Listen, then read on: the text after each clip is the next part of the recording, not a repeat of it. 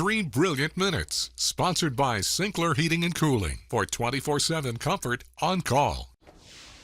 Hello, Brad. Greeting, Chris. I have two interesting health-related stories. They come from ScienceAlert.com. You have 3 brilliant minutes in which to tell them. All right, well then let's begin. We have to get this underway. A single data point at age 7 could predict how long you'll live, which is a pretty astounding statement, right? So let's learn more about this study.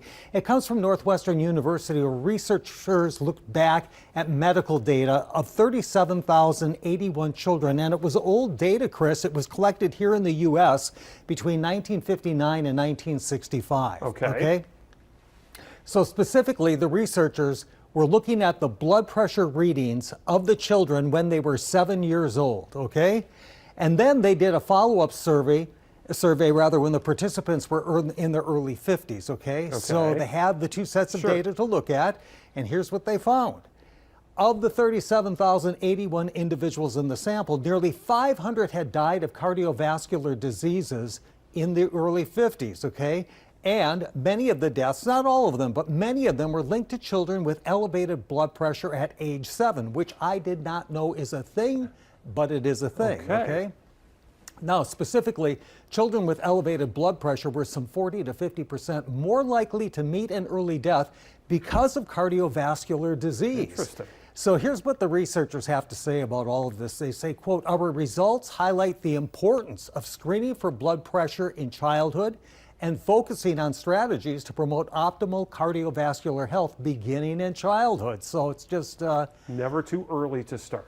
Correct. And then I have one other interesting one for you, okay? And this is just some preliminary data, but scientists discover a hidden switch that makes fat burn calories. And when I saw that title, it's like, I got to read this because I'm struggling to lose some weight. But anyway, well, Really let yourself go, Brad. I'm at the heaviest weight I've ever been in my life. It's uncomfortable. Researchers found that counting calories alone may not be the best weight loss strategy. In fact, they say there's an amino acid that our bodies produce. It's called cysteine, okay? It produces it from protein we consume. Okay. The cysteine seems to play a bigger role in weight loss. Check this out. They did a mouse study where they prevented the mice from producing their own cysteine, and the mice lost up to 30% of their body weight in a single week.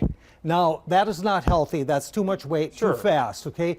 But there's definitely a correlation here between cysteine and weight loss. So the researchers say, hey, there's a lot more research that we need to do, but it certainly opens the door to new weight loss therapies. The problem with the cysteine is you need to have it. So you need to find, and you got to find the sweet spot. Correct. So, but when they do, there may be another new way to lose some weight right around the corner. And then we'll find out how you're feeling at that point. Thank you, Chris. You're welcome, Brad. We'll see you tomorrow.